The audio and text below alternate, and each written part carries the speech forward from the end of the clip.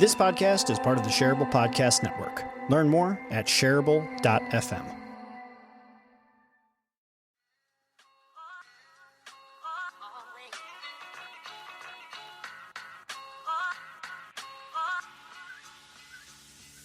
Hello, friend. I'm Jeff Gibbard, and this is my podcast, Shareable. I decided to call it Shareable because the conversations I have with my guests are so good, you got to tell someone about it. Shareable is a variety show of sorts where we talk about culture, relationships, leadership, dating, business, comics, marketing, art, sales, and more. Wherever the conversation takes us, one thing is for sure. This podcast is shareable. This episode of Shareable is brought to you by the Superhero Institute. The Superhero Institute is a training and development organization located on the internet, and you can find it at superheroinstitute.org. The Superhero Institute is the single destination online to learn how to become a real-life superhero by mastering the 5 core superhero abilities and living the superhero values. The Superhero Institute empowers you with the skills you need to take the limits off your ability to level up. Think of everything that you'd be capable of doing if you possess the mindset, the frameworks, the tools, and the strategies to conquer sales, marketing, leadership, productivity, and more. The Superhero Institute is a constantly growing library of courses, and with each new course, the price of the membership does go up. So getting in early is just about the smartest thing you can do. But the other smartest thing you can do is listen to one of my podcasts, because listeners of both Shareable and Rogue both get 30% off any and all courses, including full access to the entire catalog of the Superhero Institute.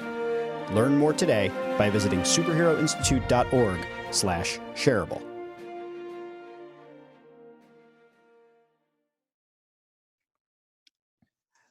Welcome back to Shareable. My name is Jeff Gibbard, and I'm your host, as you well know, after 104, this being the 105th episode. And today my guest with me is Domenic Rinaldi. Domenic, what's up, man? Hey, man. How you doing? Good, good. Nice to see you face-to-face. For those of you that are listening, Domenic and I are actually looking at each other face-to-face over video. It's a pretty cool thing. Yeah, I'm pretty stoked about that. It's First time I've ever done it this way. It's very personal and engaging. I feel like you're right here with me. You're like, maybe, was this like 12 inches from my face? So Literally. we're really close talking right now. So before we, start talking about all different stuff, I have a whole bunch of stuff I want to ask you about. I think a good place to start would be, for those of you that have never heard of you, have never listened to the M&A Unplugged podcast, give people a little bit of a background about who you are, what you do, like what your thing is in this life. What's your purpose? Who are you? Sure. Well, Jeff, thanks for having me here. Really pleasure. So I own and operate a mergers and acquisitions firm in Chicago. We have 15 people. We essentially help owners of businesses and buyers of businesses maximize the value of their transactions. So whether you're looking to sell your business or buy a business, we help folks go through that process. We work with companies largely with enterprise values between $2 and $40 million across the country. We even have started to do some international deals. And I've owned it for going on 15 years now, and it's been around for over 20 years. So I actually bought this business back in the day when I was thinking about what I was going to do next. So let's talk about that. Being in mergers and acquisitions, or if you've ever seen the movie American Psycho, murders and what does he say? He says murders and assassinations, I think. In the movie American Psycho. Anyway, never mind. Mergers and acquisitions. So like getting into that, like when I was a kid, I wanted to be a basketball player. And I was even younger. I thought I was going to be like in the secret police or like a policeman, something. Right?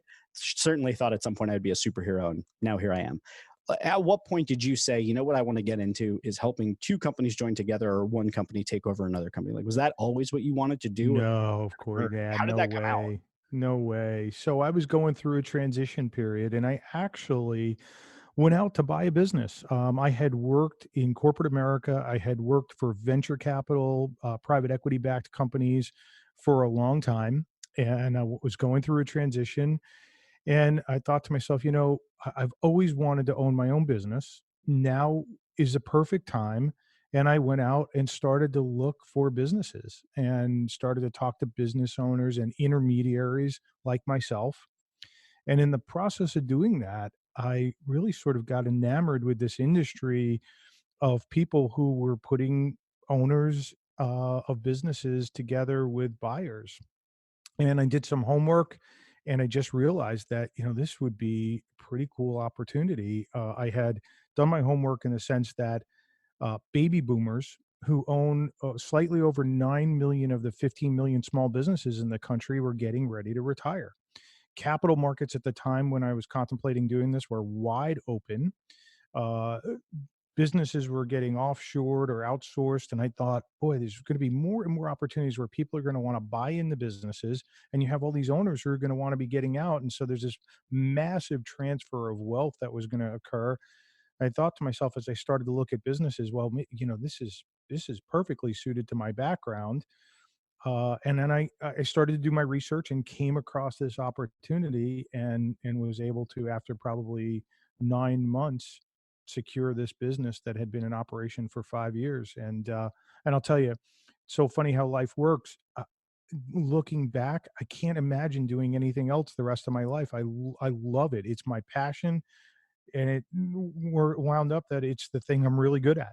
So what excites you about it though? I think so. So for context, for the rest of our conversation, I'm going to Yeah. put out that like money to me is generally like a thing that just overcomplicates everything and it makes the world a very challenging place. It's something I've always struggled with because I'm driven by passion and purpose and like how can we make a more human world where we all connect and love each other more and all that sort of stuff. So for me, when I think about like buying and selling businesses and things like that, there is a twinge, like an underpinning of like Hmm.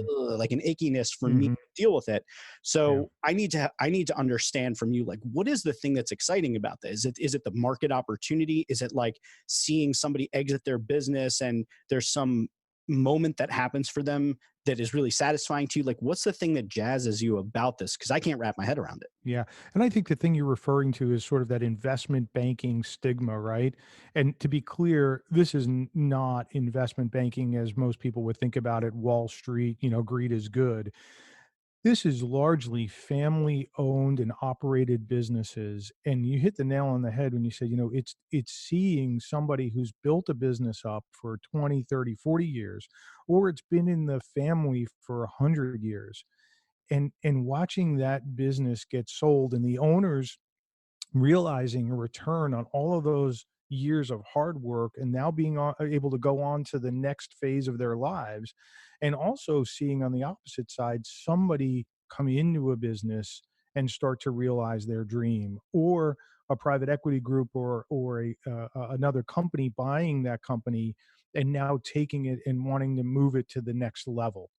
And so it's seeing the human part of all of that that is really so cool for me. I still get excited every time a business gets sold, and I see that owner thanking us and shaking our hands and so excited to move on to the next phase, and those new owners walking in with all the excitement and possibilities in front of them of taking whatever that previous owner had built to the next level. How often do you get involved in the actual transfer of like operational intellectual property? So, like, are you familiar with the book The E-Myth Revisited or The Sure. E-Myth by Sure. Michael Gerber? Yep. So, a lot of what he talks about is basically like building a business as if you were going to sell it, regardless of whether or not you're going to. So, like, really building out the processes of the business and understanding how each of the different functions in the business and like laying it out into like a manual. He uses McDonald's as sort of the example. So, when you look at businesses that are looking to sell, do you have kind of a greater attraction to, or do you get more involved with companies should they be lacking this? But in terms of like the process that you're passing on, for somebody new coming into a new business, it's almost like if that stuff isn't there, they're starting from scratch. So Yeah. what is your involvement in that side of a business being sold or passed on? Are you involved in helping those things kind of come together prior to the event, or are those things more attractive in the event? Yeah. So today we manage the actual transaction. So somebody comes to us, they want to sell. We put a market opinion of value on that business. And if the market opinion of value it matches the owner's expectations and hopes, and the business is going to be marketable, we take it to market. Or if somebody wants to buy a business, we help them develop their strategy and we go out into the market and we find something for them to acquire. So we're very much transaction oriented today. However, probably 6 to 9 months from now, that will change. We are going to add the component that you're talking about, which will allow us to work with owners and helping them prepare for an exit. So looking at all of the key aspects of a business and what makes for a more valuable business, and maybe working with them a year, 2, 3 years ahead of time, so that when they do go out to the market to sell, they're getting maximum value. Or conversely, with a buyer who wants to go out into the market and buy something, if they haven't really developed their strategy and their plan and how they're going to integrate, working with them ahead of time to put all of those pieces in place so that by the time they get out to the market to acquire something, they're really ready and they can move fast. And speed really matters in transactions, whether you're selling or you're buying. So being prepared the day you decide to do it really matters. It seems to me a little bit like staging a house. Like so my wife and I, we just bought a house in the most wonderful neighborhood in Philadelphia called Queen Village, which I'd been dying to move to. And when we looked at all these different houses, there was a marked difference when we looked at a house that was staged versus one that was not. And I'd imagine in selling a business, there's a little bit of that, like you've got to help people envision themselves there by showing them, here's how you're going to be able to run it. It's a smooth transition. It's going to be easy.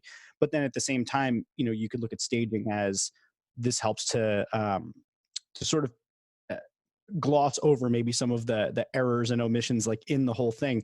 So as you're thinking about building that area of the business, kind of what's the motivating force behind it? Is it to make transitions easier, or is it to actually help businesses be in a better position to have a successful transfer of operations?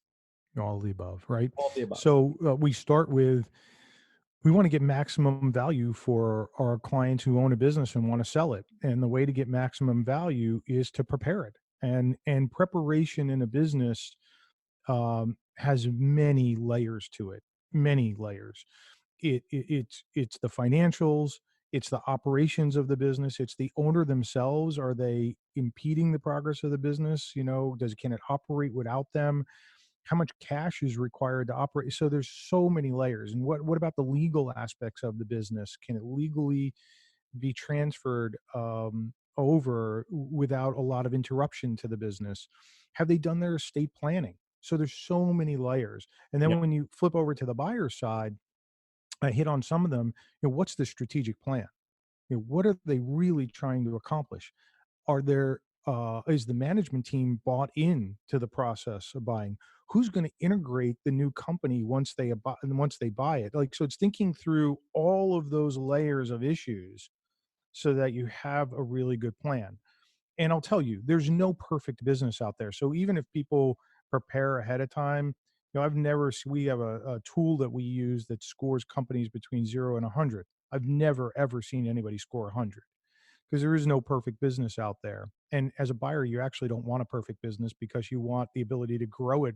You don't want to take over something that's going to be static. Uh, but having a good score is going to maximize the value of your business when you go to sell it. So let's back up a little bit. Let's talk kind of more broadly before we get into a whole bunch of different specific stuff. Like I said before we jumped on this, like I thought a lot about what I wanted to talk with you about, because look, mergers and acquisitions, very specific niche kind of topic, right? There could be a lot of people listening right now being like, do I want to finish the rest of this episode? It's mergers and acquisitions. When will that ever, benefit me? So I wanted to make sure that I could really look at this from a lot of different perspectives.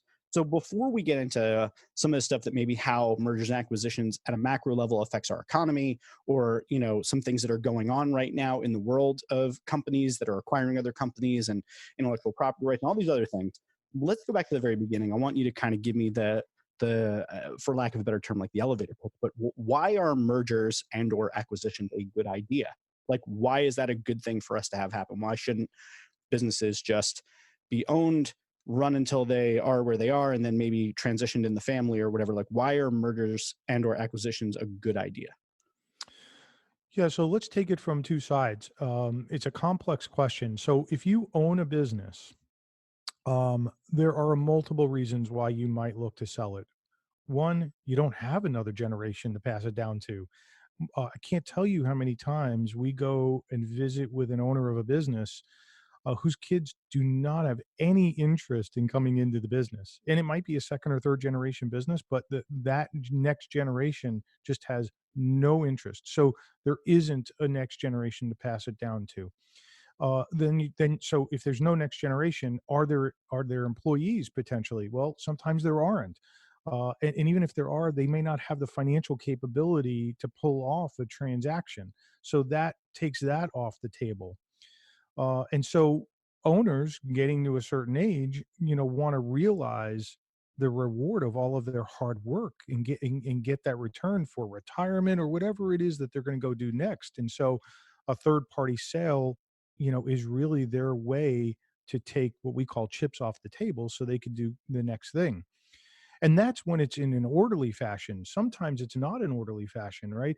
The owner might become ill, or there might be partners and there's a partnership breakup. So there might be other reasons why a business gets sold that are outside of an orderly transition.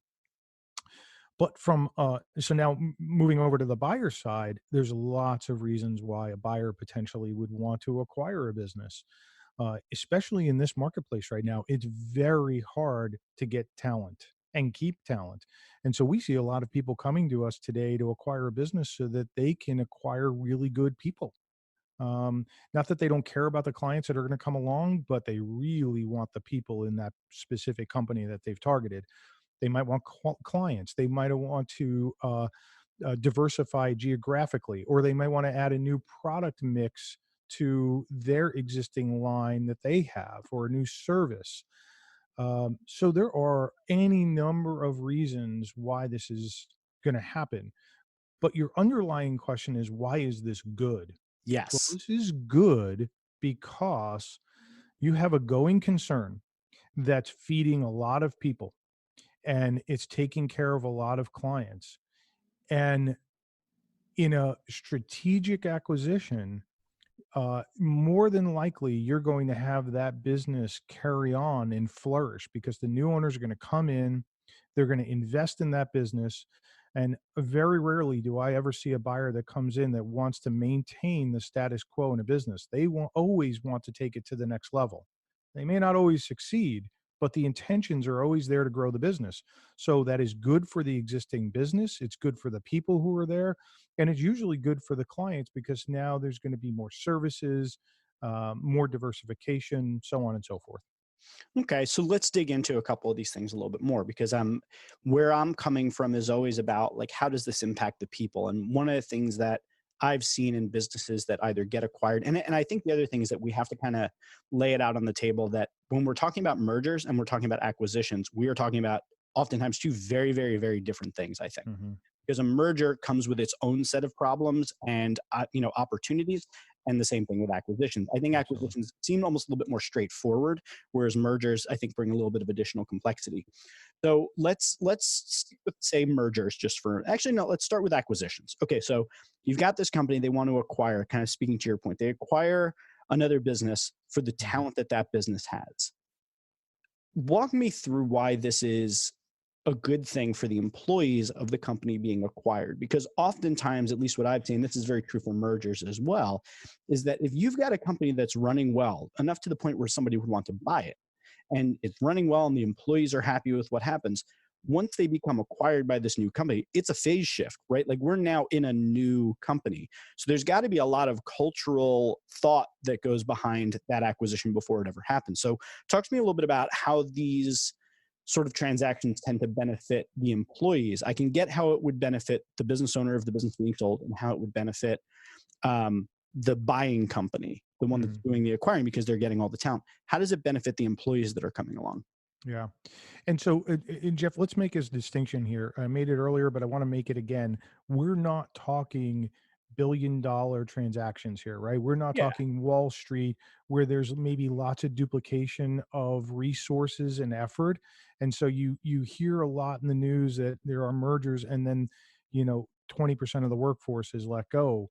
Yep. This is lower middle market transactions where they're closely held, privately owned, and it's a different situation. And Yep. so um look, and let's be honest, does it always work out? Of course it doesn't always work out, right? But if the acquiring party has done their homework and you hit on something that's really key, cultural fit, right? So this is the integration stuff. And there are companies out there, by the way, that specialize in nothing but making sure that integrations are done properly, communication, cultural fit, all those sorts of things. These are things that the acquiring company and even the owner of the business who's selling should be thinking about while they're contemplating the transaction. What is our culture? What's their culture? How is this all going to come together? Do the clients fit? Are the sales forces going to be able to merge together, and can they sell all of the products that we're going to have? Or are we going to have to keep the companies separate? And that may be the answer, right? It's not always merge, it's separate, but if they are merging, how do they do it in a thoughtful way? And so, actually, a couple of episodes ago on my podcast, I brought in a gentleman who heads up the integration services for a company called Keystone, and they specialize in this and they worry about it. And so firms will bring them in and hire them to get ahead of the curve. And sometimes the answer is you should not do this merger because it's gonna be a clash. You're gonna lose people, you're gonna lose clients, and they alert their clients to that ahead of time. And hopefully the clients walk away in those situations. But long way of getting to your question of, well, why is this good for employees? So like I said earlier, companies come in to acquire something not to keep it status quo. They want to grow it, right? So if they grow it, there should be underlying opportunities, growth opportunities for those employees. Usually there's new momentum and new excitement around taking the business to the next level. And if the acquiring or the merging company and the one who, and then, by the way, when there's a merger, somebody's always in a control position, right? So the controlling party, if they're smart, is involving that company in those employees in the decisions. Where should we go? What should we do? Well, now the employees feel valued and a part of the process. And those are all the things that are good that should happen. Do they happen all the time? Absolutely not. Because you'll hear about mergers that go south, and even ones that have to be unraveled because people didn't pay enough attention to the integration issues. Yeah. So one thing I also want to make sure that I say for the record is that, like, while I'm asking all of these questions, my assumption, just based on knowing what I know about you, is that you're in this for the right reasons, right? You are passionate about it. You see that there's a lot of value coming out the other side, and I think that people from the outside of this industry will, very kind of to what you said, will see a lot of these stories about mergers and acquisitions gone wrong and all of the horrible things that come out of it. Or maybe they've been in a situation where they have been the company that's been acquired, or maybe they've been the company that was doing the acquiring, and then there were all these culture clashes, the culture fit, the culture add, these things didn't work out well. So what most of the questioning that I have for you here is really what I'm trying to get is from someone who's passionate about this, someone from the inside, someone who's seeing it on this small and middle market, that's painting a different picture than maybe what we see all the time. I'm looking for, like, what is that good stuff that we're just not seeing? So I'm really trying to, I want to make sure that it's clear. I'm not trying to put you on blast or anything, but I am going to poke at a bunch of questions. But it's what I'm trying to uncover is, can you help me see that really great side of it? Because when you talk about the business owner who's put 30 years of their life, 40 years of their life into a business, and they're looking to retire and move on, like, that's such a crystal clear picture. That's like, what else would you do? Just turn off the lights and walk out? No. Obviously, you want to try and transition that to somebody who's going to have the same level of love and care and attention to that business, and ideally wants to take care of the customers the right way and wants to take care of the employees the same way. Like, you can see all of that, but there's all of this other shadier gray areas of stuff that's where I want to kind of play in a little bit, especially since you have that hand-on experience. How about, Jeff, how about if I give you an illustration? That would be great. Because I think real life stories really matter, right? Yeah. So I had a client a couple of years ago, fourth generation company. So they've been around since since the late 1800s. They were the largest dumbwaiter manufacturer in the country. That is a very And unique for position to be in. you know what dumbwaiters are. I can Yeah, see you yeah. shaking your head. For those that don't know, these are the things that move food and laundry and things like that up and down or sideways in hotels or convention centers. This is not a growing industry. The day of the dumbwaiter is not what it used to be. Although there are some very unique applications now. My client told me that they installed in Apple's headquarters dumbwaiters so they could move food to programmers and technicians while they were working so that they can maintain productivity and, keep their blood sugar levels high. So there are some new applications that are really cool, but overall, not an industry that's growing rapidly. And the owners of the business charged the president of the company uh, to ensure that there's a fifth generation. And so diversification was going to matter. So they had a large facility that they owned, they had excess capacity. They retained our company to strategically go out and see if we could find another company that they could fold into their business. So you immediately, when I say fold in, think, oh my God, duplication of effort, they're going to lose a lot of people. Didn't happen. It was a great story. We found a company that in the dumbwaiter business, you're bending metal basically, right, in pulley systems. So they wanted to find something else that was in the metal fabrication business that was bending metal. We happened to find a damper business for them. It was a commercial industrial application for dampers. um the owner met with the folks from Matot, which was the acquiring company, loved them, hit it off. Long story short, 6 months later, consummate the transaction. Matot took their time to methodically think through the culture and how to make it work and merge it into their operation. They took their time, did it successfully, kept all of the employees except for one. And the one that they didn't keep, they wanted to keep, but that person opted out because they wanted to retire. So they merged all the employees into their operation. Here they are now with this new business that they've merged in, successfully merged the cultures, and they've doubled the business in just a couple of years, making for more opportunity for everybody while achieving their initial objective, which was secure the long-term viability of their business to the next generation. So, Right on. That's a great story of one. So let me ask you this. That's one of the good stories.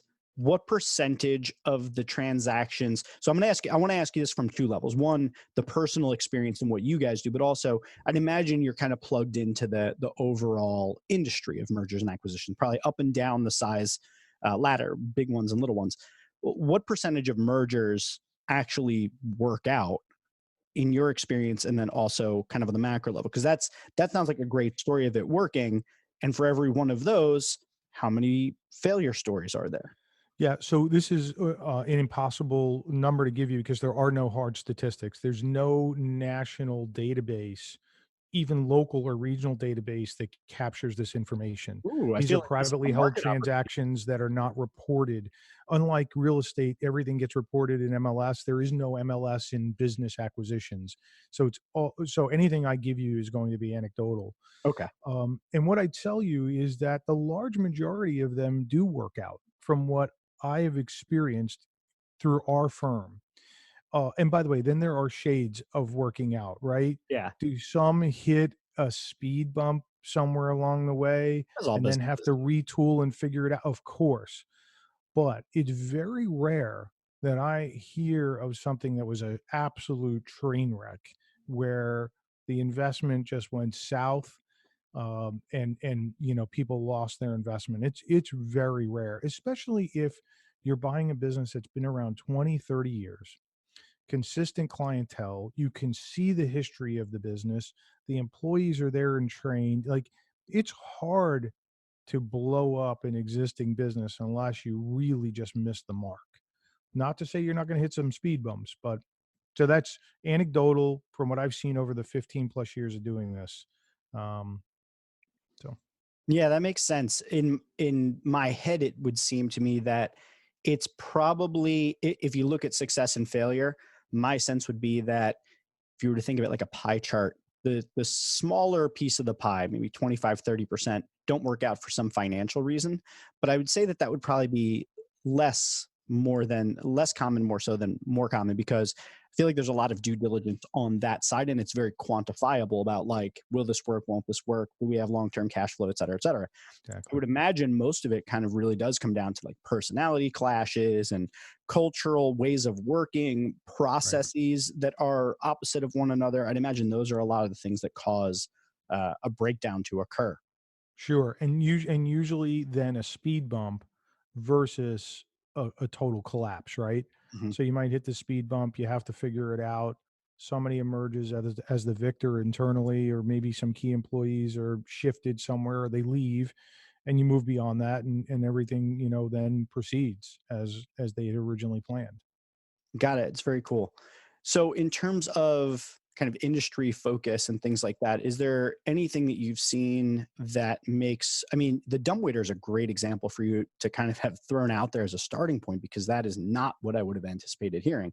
But is there any sort of consistency around the type of industry or businesses that tend to be a good fit for something to be acquired or to merge with other companies? Like, what are you seeing out there? Like, are the majority of transactions in manufacturing? Are they in small service-based businesses? Like, is there any sort of way of thinking about this so that people can wrap their head around, like, oh, well, this is a conversation that would involve my industry or business?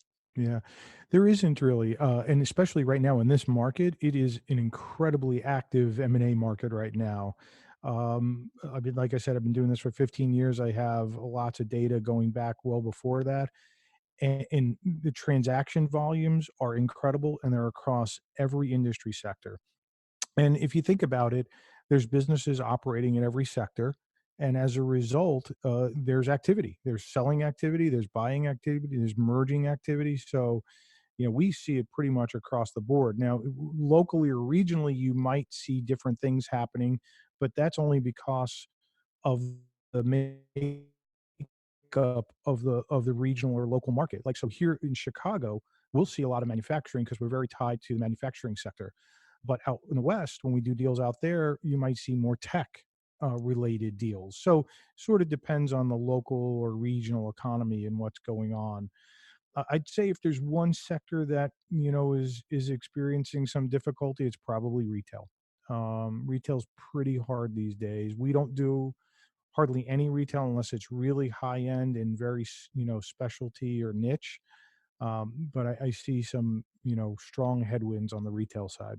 Does that include e-commerce, or are those kind of two separate things in your mind? No, not no Retail. e-commerce. I put into the tech Got category, it. So if or it was a specialty retail retail. business that also had e-commerce, that would be kind of a slightly different thing. You're talking more about like retail specifically. Yeah, traditional brick and mortar. Got it. Makes sense. What about macro trends? Like thinking about and again, like both from your perspective, your experience, but also kind of what you're seeing. Like what's going on with, we've got all of these different trade wars that are currently happening, all these tariffs that are happening. There's the kind of impact of globalization and the ability to find low cost labor outside of this country. How is that impacting your industry at all? Is it making it more or less difficult to sell businesses? Is it more or less difficult to, you know, uh, present a business as being attractive as a future investment? Well, so boy, there's a lot there to unpack. So Go we take just over. recently did a we recently did a survey related to the tariffs with our client base. We have a pretty large database, and less than 10% of the respondents came back and said that tariffs have impacted their business in any meaningful way. And so I was surprised by that, quite frankly. I thought we might have seen a higher percentage of people saying that tariffs were impacting them, but we didn't get that. And this is fresh. I mean, this was in the last 30 days we did this survey. Do you think that Um, has anything to do with like lagging indicators? Maybe that could the be, prices could haven't be. quite hit yet. Yeah, could be. Although, when you think about it, the first tariffs went into effect, a year ago now, or just slightly less than a year ago. So you'd start to see some fracture, right? And we didn't get a sense that there was anything meaningful going on. The macro trends in M&A that are playing out right now are the ones that I saw originally when I thought about getting into this business, and got delayed because of the recession of 2008.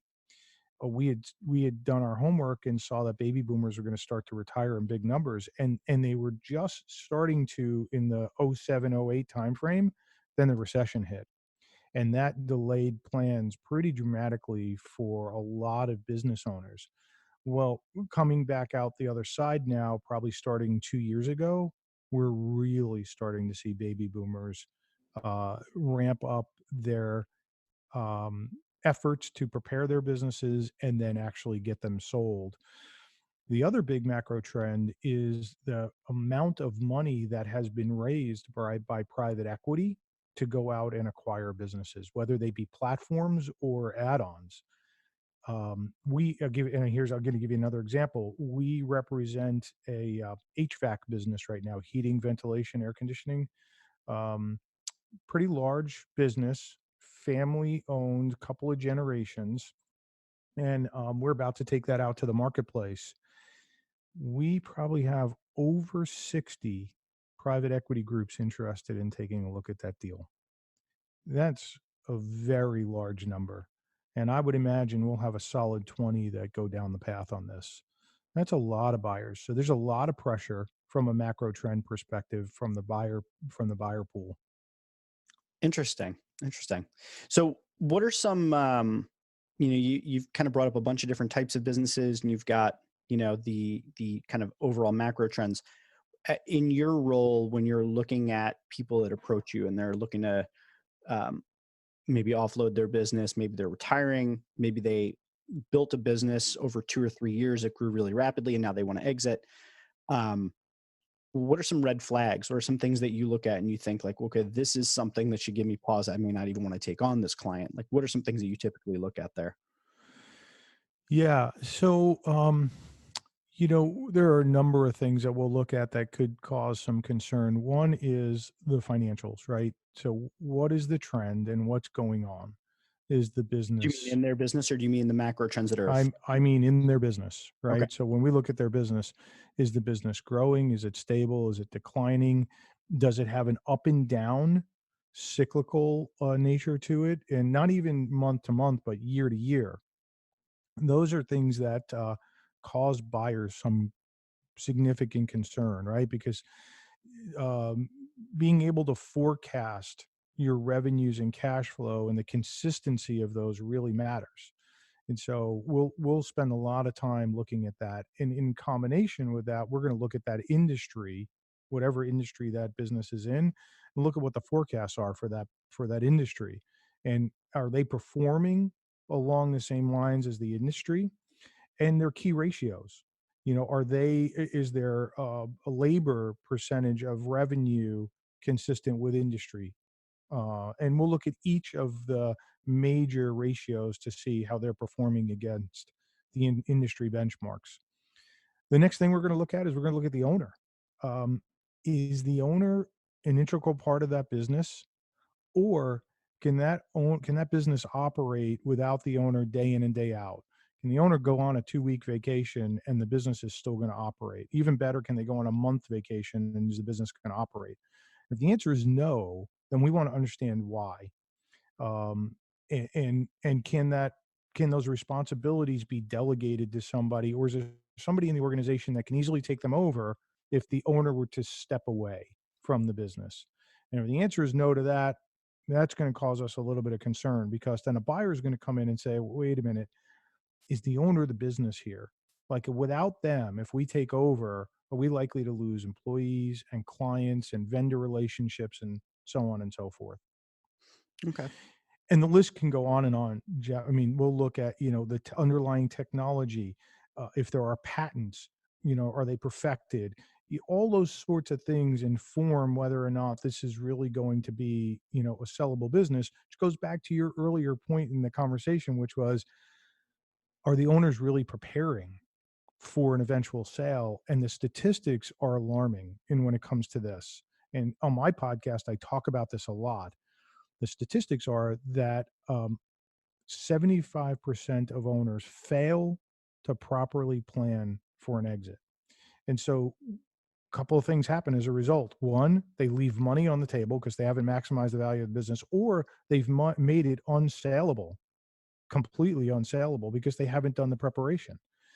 And the outcome of that is unfortunate, right? Because they might not get the proceeds they need to go do the next thing. And if the next thing is retirement, they're going to have to readjust their plans. Okay. I want to ask you some stuff about the M&A world. And a lot of these questions are probably going to be outside of the market that you're playing in. But I'm curious, as someone who's in the industry, what you think. So I worked in the social media marketing industry for the last 11 years of my life. I can comment on everyone from Gary Vaynerchuk to, a community manager in Iowa, and just kind of talk about what the challenges they face and what's going on there, and this and that and the other thing. And even though I'm not playing in either of those two spaces, I have a perspective on them. And I'm curious, being that you're in the world of mergers and acquisitions, what your thoughts are on some of the kind of bigger stage things that are happening, things that might happen with companies like Apple or Amazon, things like that. So I guess one of the first things I want to know is, what are your thoughts on companies that can grow to kind of monopolistic sizes through acquisitions or mergers? And is there, do you have a sense of if there should be any sort of a limit to how big a company can grow? How big a company can grow? It depends, right? So that's a very difficult question to answer. Are they at Do you want that me to get like stage, and do they operating? have a monopoly position, right? And if they have a monopoly position, then I think we have to take a hard look at that company, right? And see if it's better off being broken up. You know, in my career, early in my career, I was in the telecom industry, and I lived through the breakup of the Bell system, AT&T. So AT&T was deemed to be a monopoly, and in 1984, Judge Green ruled that it was a monopoly and ordered it to be broken up. And you wound up with, I think it was 9 regional telecom players. And I will tell you, it was really interesting because I lived through that whole thing. I was there for the order, and then I was there for the aftermath of it.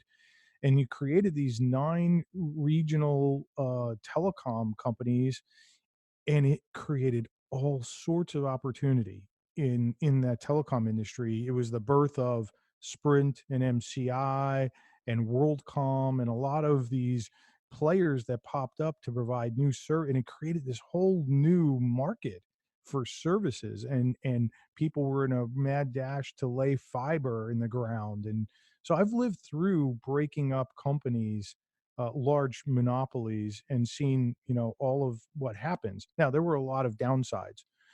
Consumers sometimes really paid the price for all of that confusion. There was massive confusion around billing and how to make phone calls, and all sorts of stuff ensued. So there was a downside to that.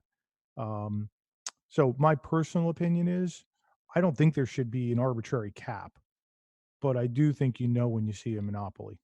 So I think that's the challenging part, right? Like, you look at something like Facebook, right? Like, so Facebook owns Instagram and WhatsApp. Mhm. For for all intents and purposes, when you look at like where the money is flowing into social, they are the lion share by like a huge margin. And then you think about the sort of practices that they may be putting in place where they're copying features of smaller networks, like they took the stories um, feature from Snapchat and brought it onto Instagram, now on Facebook, thereby kind of removing the differentiating factor of a smaller upstart. I look at things like that and I think, wow, that doesn't seem right. And then you look at like a company like, Amazon. I love Amazon. Just as a consumer, it's the easiest way. I buy almost everything on Amazon. But at the same time, they have such a strong market position, both in e-commerce, but also in their Amazon Web Services technology.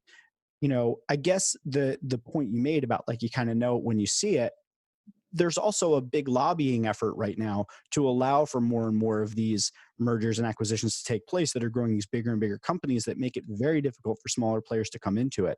So if there's like a sense of like, you kind of know it when you see it, how do we codify that in some way where it makes sense so that we're not developing anti-competitive practices and we don't get to a point where then the unwinding of that causes friction and chaos for the consumer? Yeah, I don't know. I don't know that I'm the right guy to answer that question. That is a big, meaty question. I'm not an economist, and I don't know how to answer that question. I hate to do this, but I'm going to ask you a question back.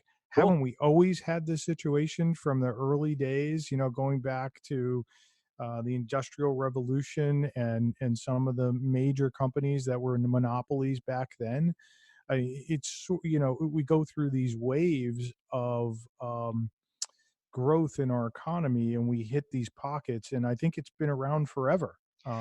It has been, but I guess the reason I bring it up, and thank you for being straightforward that like, hey, this is not exactly the thing I can answer. But I guess I want to talk it out just because Um, it has been going on for as long as we've had our system the way it's set up, but it seems to me as though these ebbs and flows every time we hit so you break up AT&T, now AT&T is coming back, they want to merge with T-Mobile, and it's like this expansion and retraction, and we keep getting there. And if you look at the macro trend of what it's doing to the overall economy, while the economy as a whole measured by GDP is growing, the impact that it's having across the different classes is definitely not felt equally, right? So like the gains are happening in one very small far right side of the graph where middle and lower class are suffering more from it.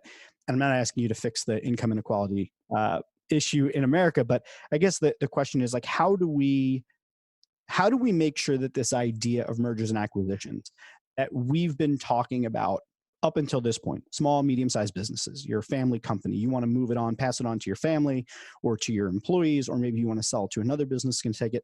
The kind of natural extension of that, if left unchecked and you go up the ladder, is that bigger and bigger companies own more and more stuff. And there's a graph out there, something that it's basically like 5 or 6 companies own like the vast majority of things, like Coca-Cola, PepsiCo, Procter and Gamble, a couple others, right? So how do we avoid getting into a situation where we have this illusion of choice and there's so many large companies that own things if we don't have some sort of a way of saying, well, this is when it's too much? Yeah.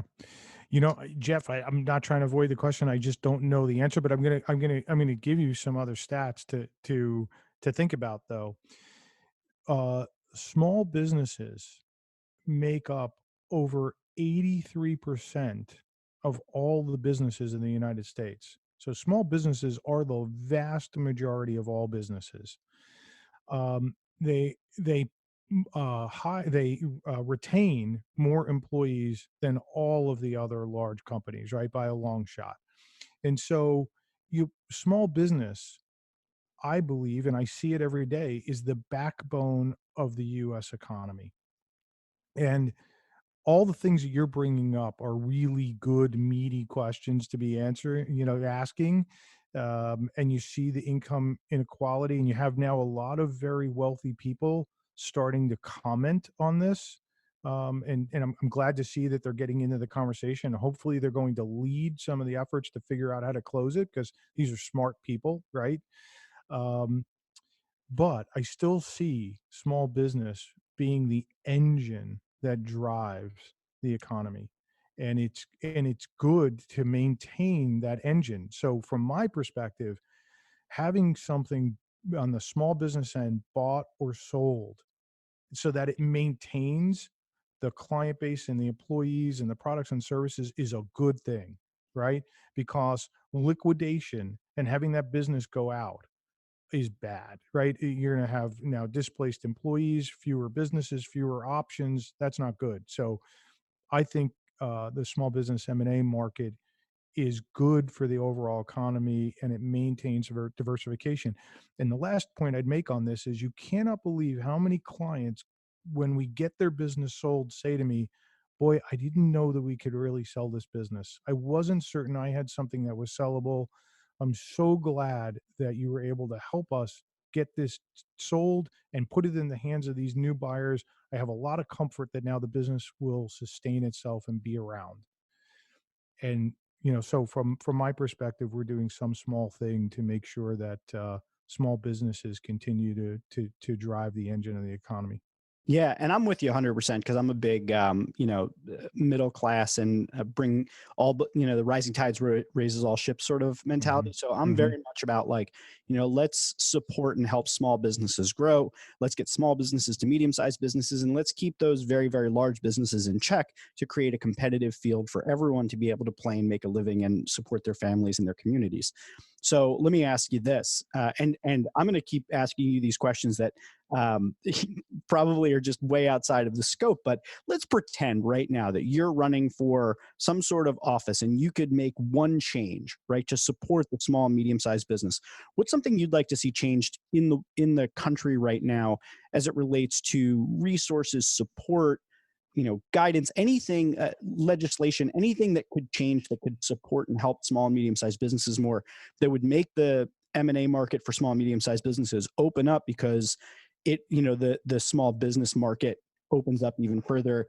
and there's less chance of companies going out of business. You know the stats, was it like 4 out of every 5 in the first year go out of business or something? And then over the next 5 years, it's like only 20% remain. I don't remember what the stats are exactly, but a lot of small businesses fail in their first 5 years.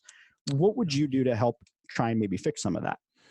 Yeah, you're absolutely right. The mortality rate can be very high. To temper that a little bit, it depends on the industry, right? So when you look at restaurants, I think the mortality rate is ninety Yeah, percent absurdly high. It's absurdly high. But then you look at some other industries and it's low. So sometimes the percentages can skew really what you're seeing. But mortality rate is still very high, right? And so the government has done some really nice things, but it hasn't promoted them. So I don't know that legislation is the answer. I would say more promotion. So let me give you an example of this. The Small Business Administration has an arm called the SBDCs, Small Business Development Councils. Have you ever heard of these? Yeah, isn't Score a part of that? That's Or exactly right. yeah. So I've worked with Score This back when I started my first company. Okay, tremendous resource. I mean, it's an unbelievable resource. These are former executives and business owners, retired executives that donate their time and their energies to help small businesses grow, start, ones that are, mature, helping them get through issues that they're having in their business. And the people that are involved at that level are so talented with years and years of experience. Can't tell you how many times I mention this to people in front of audiences where, and when I'm speaking, they have no idea this even exists as a resource. And I'm thinking, oh my God, we have this, and they're all over the country. Tremendous resource that the government is behind and backing. If they could put a little bit more money into promoting this and really getting the word out, and maybe putting some more resources behind this existing network of people, boy, we could maybe really move the needle, not only on new startups, but on making sure that the ones that are in existence get healthier and stay healthy. That is one thing that I would do.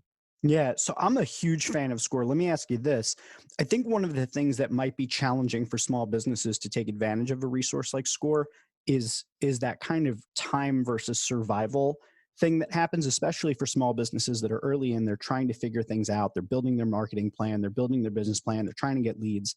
You're wearing 10 hats, right? To try and get Mhm, the business off the ground. You've got the small business. And you eventually want to get it to the point where you'd have a business that's worth selling, right? mhm. But in the beginning, you're in this struggle for survival. You got to make rent, you got to take care of your kids, this and that. Let me ask you this. What are your thoughts on something like, and I don't know how I feel about this, but what do you feel about something like Andrew Yang's freedom dividend? That whole like everybody gets $1,000 a month. I guess the question is there something else that might be necessary so that people have the time to go and use something like that? Do you have any thoughts on like maybe how do we support people outside of their business so that they can then do the things they need to do in their business? Yeah. So first off, I don't like that idea because not everybody should be an entrepreneur. Mhm. Entrepreneurs are a different breed. It takes it just takes a unique individual who can step off the ledge and risk everything they own, and then some to make a bit to build a business and make it work. And not everybody's built to do that. So giving everybody access to a dividend, I don't think is the answer because not everybody should be an entrepreneur, Mhm. right? But I think having some additional capital available to people who have a business and it's demonstrated some certain things and needs a little extra is great. But if you're a business owner and you can't carve out time to get some coaching, and you're especially if you're a new business owner, then I don't know that you have your priorities right because everybody needs help. And carving out just a little bit, and they make it so easy for you, right? Sometimes they'll come and visit you, or they'll do calls, or we like we're doing right now, Zoom. Like there's so many ways that you can get the necessary help without carving into your family time and other things. And I think I really believe in coaches. I mean, I think everybody needs a coach. I don't care what stage your business is at or who you are. having a coach and somebody who you can be your sounding board is a tremendous thing that every owner should think about. And they come in different forms and shapes and sizes, right? Sometimes it's an advisory board or a board of directors, or sometimes it's somebody who you just really believe in that has your back, or it's a formal coaching program. But those resources are there. I just don't think people know about them. So we need to educate people more about the fact that these exist. So, an area I want to get in and talk with you a little bit about is the diversity of the M&A world, the diversity of small businesses you've worked with that are engaging in this sort of activity. And I think that this is kind of a nice segue to there, because I think one of the things I'm seeing in this idea of making the resources more available, setting aside the time, is that I think that probably naturally does advantage and disadvantage certain groups of people that are struggling with one thing or another. So I guess I want to segue us into talking a little bit about what you've seen in the M&A market, particularly in the small, medium size, as it relates to businesses that are minority owned, owned by people of color, owned by women, LGBTQ. What's that currently look like in your experience in the markets that you're playing in? Is it moving in a particular trend in a direction, or is it static, or open people's eyes to kind of what it currently looks like, so that we have an idea? Yeah, I've seen all of those sectors that you're mentioning grow, especially on the startup side. And again, there are some great organizations out there that have popped up over the years that are really helping to enhance and promote these certain areas. So there's NAWBO, if you've ever heard of NAWBO, National Association of Women Business Owners. What a tremendous organization that is. And that has really flourished, at least in the time that I'm doing this. I've seen that organization really grow and support the efforts of women to be business owners and help them grow their existing businesses. And then there are a number of financing organizations that have popped up around the country, government-backed 504 companies. They provide 504 loans in disadvantaged areas to help minorities and disadvantaged people, get into business ownership or own a piece of real estate. And so I have seen more money and more effort go into that. I don't think we've done near enough, by the way. As soon as I say that, I don't think we've done near enough. But I've definitely seen movement in the right direction from my lens, my small lens here regionally. That's awesome. That's really good to hear. One of the things as a professional speaker that I see, and that also that I talk about in my circle of speakers, is how many panels are all men, and how many of the agendas of speakers are all white men. And I was really curious what that looks like in the world of M&A. I guess from the people that are, maybe the associations or the the M&A conferences and things like that. How much of an emphasis is there on that? I know that there's going to be some government backing for moving programs to create a more equitable playing field. What's it look like on the inside? I'm sure you're a part of some sort of groups or associations and talk about things that are happening in the industry. How much is that a conversation that's being pushed forward? Is it, you see that it's a conversation that's being supported and advocated for? Is it something that maybe people are pushing back against? What's it look like from the inside? So as it relates specifically to M&A, is that Yeah, the M&A yeah. industry? In Yeah, that world, because there's a lot of money in M&As from the yeah, small to the big. yeah. When a business gets bought, there's money that's being moved around. And the question that I would have is how much of that is being distributed across a variety of different cultural groups and races, ethnicities, genders, sexualities, etc., or whether it's still staying in that traditionally concentrated space. No, I think you've definitely seen more and more diversity, without a doubt. There's no doubt about it. There are even private equity groups out there that specifically focus on minority interest control of acquisitions. Are there enough? Absolutely not. Is there movement? Absolutely. And you could see more of it. And even just as it relates to our industry, 15 years ago, I didn't see a lot of women in our industry. Fast forward 15 years, I see more and more, which is great. I love to see that. And so, you know, again, it's probably not as fast as people would like to see, but I have seen positive movement. Good. So let me ask you this. Just one more question, kind of on that. Just trying to inquire in the state of things as they are, and maybe where they're going. But what do you think some of the challenges are right now for people who are in these uh, groups outside of what has traditionally been the groups that you see in M&A? So, again, people of color, women, LGBTQ. Like, what are some of the challenges that they currently face, and what's some of your advice for small businesses that are, either looking to be involved in the M&A market, either as an agency or as a company similar to yours, or as businesses that are trying to either be acquired or acquire others? Are there any unique challenges for businesses owned by people other than say traditionally white men? The way I'm going to answer that question is the way that I answer it for anybody, because I think it holds true. And the answer I'm going to say is, as a business owner or buyer, surround yourself with good advisors that are focused on mergers and acquisitions. And, picking up a phone and talking to somebody, having a conversation shouldn't really cost you anything unless you move to the next step, right? Yep. But surrounding yourself with good, smart people who understand mergers and acquisitions. And what do I mean by that? I mean an M&A specific attorney, an M&A specific accountant, a wealth manager, an insurance person, an intermediary like myself and our firm. Surround yourself with those people and then talk to them and find out, where are the opportunities, what's open to them.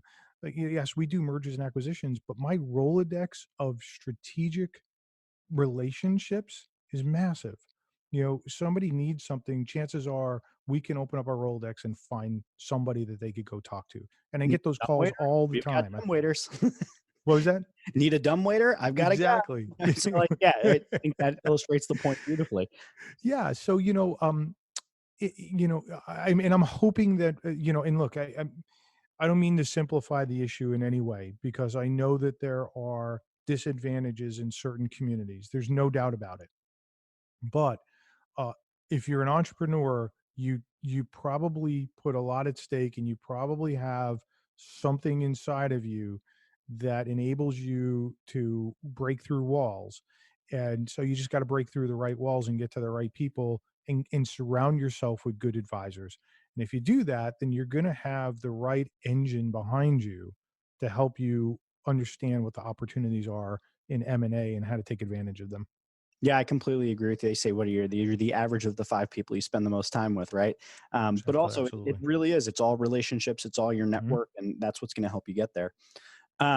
I got a couple more questions I just had like prepared that I wanted to ask you about, so I want to make sure that I don't miss them. I'm curious what your take is on.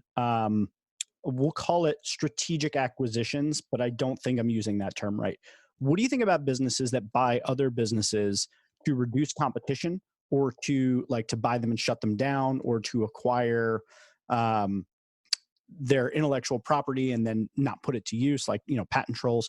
What do you think about those aspects of the M&A market, where one that I will never forget is that in 2007 2008 timeframe, there was an online music service called Lala, and it was like iTunes in the cloud basically, Mhm. and Apple bought Lala and shut it Mhm. down. And I was Yeah. like, that's not cool, man. Like, it was a Yeah. really good service. I could buy a song for like 28 cents or something. And Uh-huh. it was a really cool service. They bought it, they shut it down. So I guess I'm curious, like, I'm sure that this happens, and it happens probably at the bigger level more so than it does in your market. Yeah. But do you see anything in that kind of small, medium-sized business where you buy another company just to shut it down to eliminate competition, or any I, of I that? don't I don't really, because we're not talking about the same dollars, right? The people coming in to acquire a business don't have, I'm going to call it, monopoly money.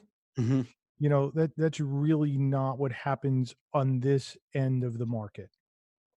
Might somebody come in and buy a competitor to take a competitor out? Sure. But chances are they're going to keep those employees and the clients are going to be fine, so it's a different play, Yeah, right? it's a consolidation of the It's a industry. consolidation play. It's not taking somebody out completely, right? So I don't see those sort of monopoly money deals that you're referring to. Personally, I don't like to see that sort of stuff. That bothers me. That's the sort of stuff that you look at and go, when, that's maybe unhealthy for everybody. But it's capitalism too at the same time, right? Yeah. Well, let me ask you this. Are there any areas of the small, medium sized M&A market where you see some stuff where you're like, I don't know how I feel about that? Or like maybe that's a little bit out of bounds from something that I think creates the greatest utility for all? Are there any things that you'd like to see either more regulated or deregulated? Something that is the greatest possible benefit for the buyers, the sellers, the employees, and the customer? You know, that's a good question. I Not that I can really think of. It's a pretty open, pretty free marketplace. Um, and so I don't see a lot of things that stand in the way. Access to money is there as long as you're capable of the repayment of that capital, right? Um, I will say there are some very sophisticated buyers in the marketplace that, if an owner doesn't have good advisors around them, can easily be taken advantage of, and in ways that you may not even think on the surface. I'm not talking about price. I'm talking about all the terms and conditions that are hidden in an agreement that, without the proper advisors, can really come back to bite you. Um, and so, if you're an owner of a business and you're listening to this, I can't stress enough the importance of having M&A specific people around you for that transaction, because there are some really sophisticated buyers out there that do this for a living and they know the ins and outs. All right. Good advice. Hear that, people? If you're thinking about buying or selling a business, you better get on that. Well, we've covered a lot of ground here, so I want to take it in a different direction. What would you do if you didn't do M&As? You've been doing it for a long time. You're passionate about it. But have you ever thought about what your exit strategy would be, or what happened if the whole thing just collapsed around you and you had to do something different? Or, I don't know, your memory is wiped and you have to start fresh. What would you do? Like, what's your thing, man? So I love working with business owners. I love it. And so it's already in the plans. The thing that we're going to do next is we're going to help buyers and sellers think about preparing and running a business better so that it has maximum value, or buyers prepare so they get something at maximum value. And whether they sell or they don't, going back to the E-Myth book that you referenced, right? I won't that part of the business, it won't matter if they sell. What will matter is that they're more successful and more happy personally, professionally, and I love to be able to do more of that work. And I think that was what I'll do, because I love working with small business buyers and sellers. Super cool, man. Well, talk to me a little bit about tell me a little bit about the podcast as it currently stands, and whether or not this new plan of working with small business owners is going to alter the podcast as it is, or whether you're going to start another one. So let's start by talking a little bit about the M&A podcast and why you decided to start that, what it's about. Let's kind of go through that a bit. Yeah, I don't know what your experience has been, but we're 18 episodes in and Hmm. I'm having a blast. I absolutely love it. And I love it because I'm connecting with people that I haven't maybe talked to in a while, former clients or new people that I've never met before, and I'm unpacking all of this information, and it's been tremendous. And so the focus of the podcast is to talk to previous buyers or sellers of businesses, or advisors, M&A attorneys, M&A accountants, or consultants that have something to do with M&A, and have them share their experience. And so I mentioned earlier the dumbwaiter business. That client was on one of my early podcasts and talked about the process of strategically getting ready, going out into the market, how we help them look at businesses, value them, acquire it, and all the things that went into it. And it's been a blast. And it feeds perfectly into my existing business, and also the business that we plan to launch next year, because it's all about how do you maximize the value of your acquisition or your sale if that's what you wind up doing. And even if you don't do it, if you take all these steps, you're in a much better position than when you started the process. And so, I've loved it. I look forward to having many years of doing this. So I want to play with this a bit because I think one, I love podcasting. I've been doing this since 2013. The fact that like you and I, you in Chicago, me here in Philly, like we can just sit and like shoot the shit and just talk about M&As and go in all different directions. And Yeah. my hope is that this conversation with you has been entirely different than any other podcast conversation you've had. For sure. By the way, let me without a doubt. Yeah, good. Without a doubt. I love podcasting. I think it's such a great way to meet new people, to connect with people. I mean, from a biz dev perspective, it can be great. You bring prospect on to talk to them, and then all of a sudden you are, talking after the show and you're figuring out if you can do work together. So there's a lot of reasons to do a podcast. And I think, the fact that your show is, when you think about podcasts, right? When you say podcast, what do you think about? You think about true crime dramas, news, interview shows with business titans and such. Mm-hmm. But you don't think about a show where you're exploring M&As. You know what I mean? Like you don't think about that. So you've taken a very niche topic and you've been able to create a podcast around it. So I want to ask you some questions about it, because my hope is that as podcasting as a medium continues to flourish and people think about starting their own, I want to, poke at your experience and let people kind of see behind the curtain a bit. So a couple questions. What's the format of your show? It's an interview format, about 30 minutes in length, roughly. And, very conversational, just trying to have people share their story. How often do you publish? Once a week. Once a week. You do it once a week. Do you record them once a week and then publish them like kind of a week out, or do you do them in batches? How do you go about, actually recording your podcast? Yeah, Friday's my day, and I just record as many as I can on a Friday, and we stack them up. And I probably have, maybe 10 stacked up right now, and a bunch that we're trying to get on the schedule. I want to talk to you a little bit about the promotion, but also the setup. So let's go back to the very beginning. You have this idea. You want to start a podcast and you want to talk about mergers and acquisitions.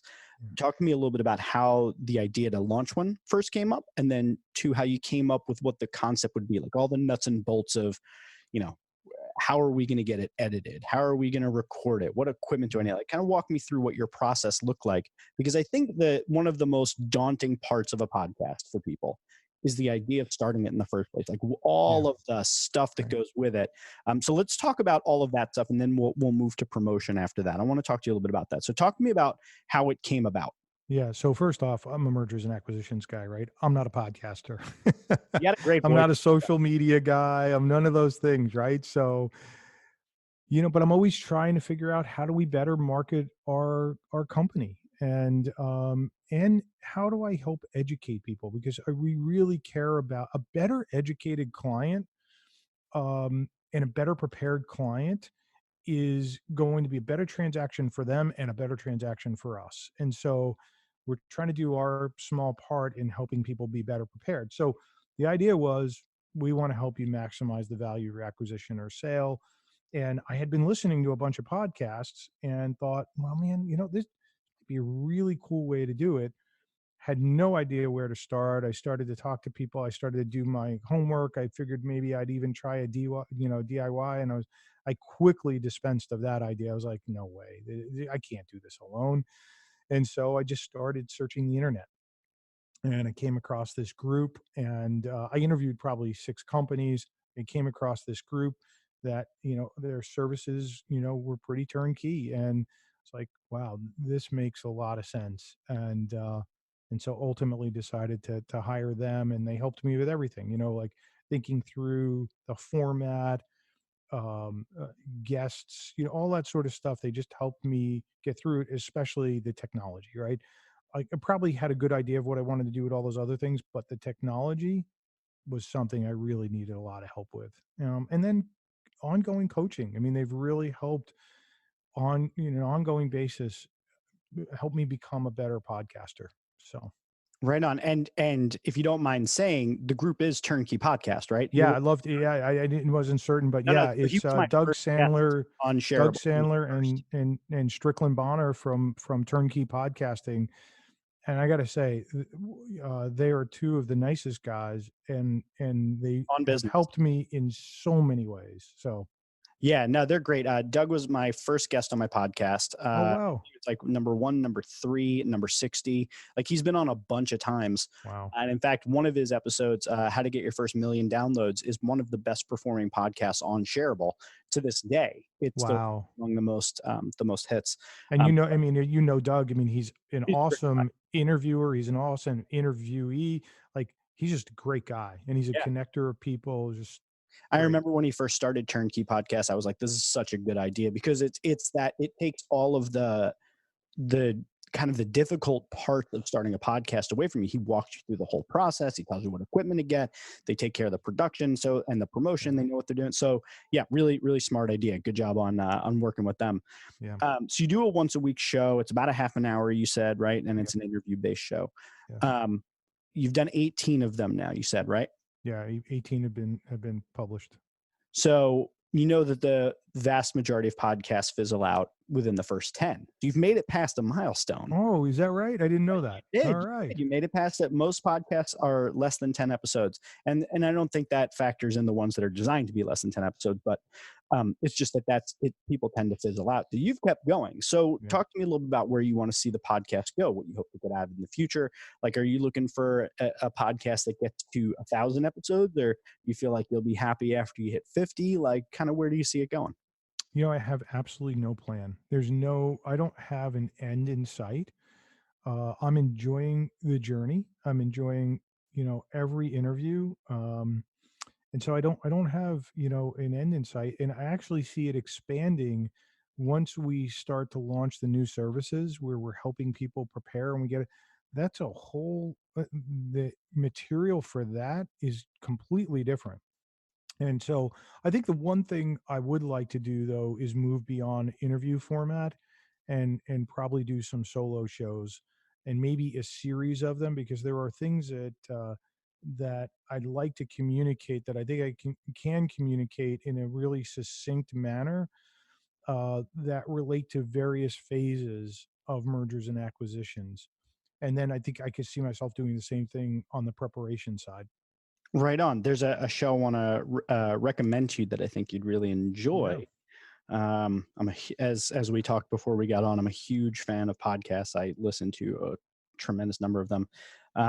But it's the guy's name is Bill Caskey, and he has a show. I think it's called 3X. It's a sales podcast. I gotta find it. I'll send it to you after the fact, or I'll put it in. I'm looking for my podcast right now to try and find it, but it's a really great show, and he does a lot of these like individual solo episodes, and they just come together so nicely. I've tried doing it. I find that it's very difficult for me to just get on, and it's similar to like recording videos. I have a hard time just talking directly at the screen.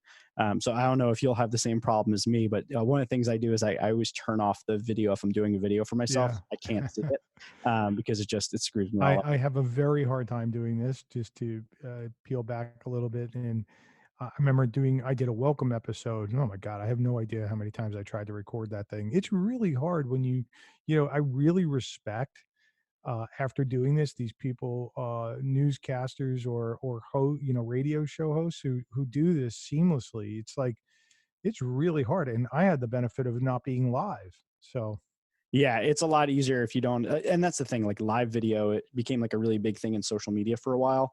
And I think it probably still is, but I just had always such a hard time recommending that to anyone, because I was like, you realize like you're live, like you're on this Saturday Night Live, but for you. Yeah. So anyway, I'll find this one and I'll put it in the show notes for anybody that's currently listening. Awesome. But I'll send it over to you. It's a really, really well done podcast, and I don't know where it went in my list of podcasts, but it's missing. Anywho.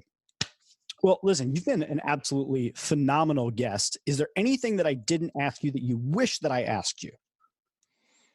Man, we covered so much territory I had no idea we were going to go and cover. Yeah, this is a very interesting, very different podcast for me. I feel really pretty cool coming out of this. Like, you really stretched me in ways that people haven't challenged my thinking. So, I appreciate that. Thank you. One of the things that I did coming into Shareable. So Shareable is my fourth podcast, maybe fifth. So I had the Social Media Philanthropy podcast was my first one. I basically took over the podcast for the guy that worked for me. John had started this podcast, Social Echoes. I took it over. I launched the Social Media Philanthropy podcast, which was on a blog. I had Social Media Philanthropy. I transitioned that to my agency podcast. That became the first one. It was called Conversation. We'll call that the first one. Then I had the second podcast that came after that, which was the second True Voice Media podcast. And then I guess this is my third. Oh, no, wait, I also had Barguments somewhere in between, which is a show I got together with a buddy of mine. We just would get blasted drunk at a bar and we would just argue with each other over food in a fight, a shark or a grizzly bear. It was like all sorts of weird stuff. I don't think it's still live, thankfully, because we just were terrible in hilarious ways. But anyway, one of the things I really wanted to have happen in this over years of podcasting was I got tired of listening to, interesting thought leader people go on to multiple people's shows and tell the same stories and do the same shit. Yeah. So I made it a point that whenever I have somebody on, I will not ask them, I'm not going to do your book tour, right? Like, I'm not going to ask you like the basic stuff everyone does. And when we decided that we were going to do a podcast together, I was like, well, this is totally different.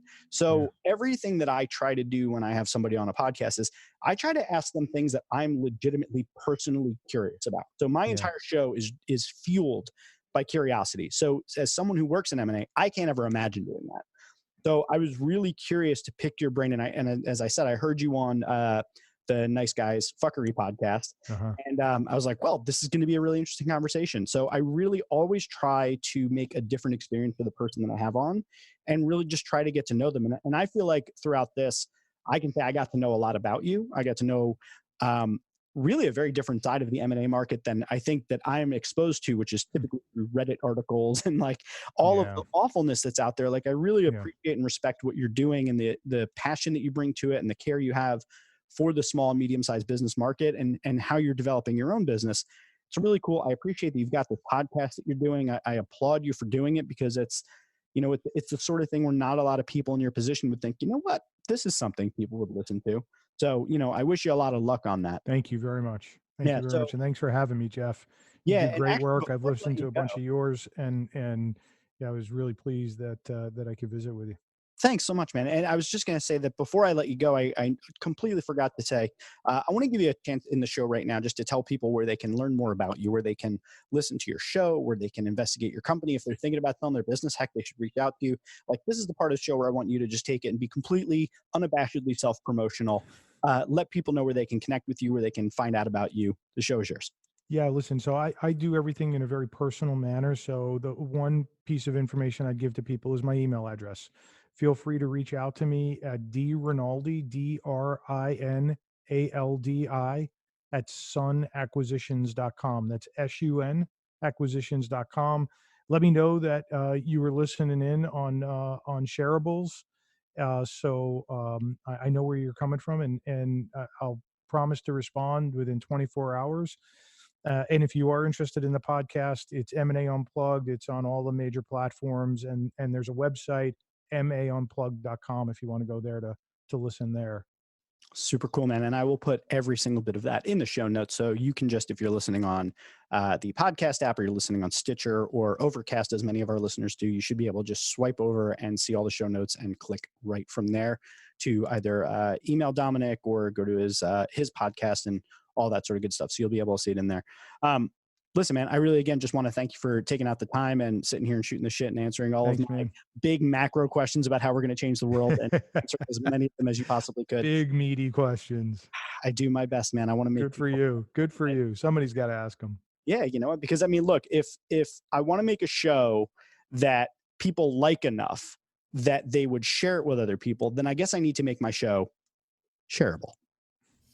Wait. Don't leave. If you've never listened to my fancy outro, do it just once for me, please. Okay, if you enjoy Shareable and you find it valuable, there's a few ways that you can support the show.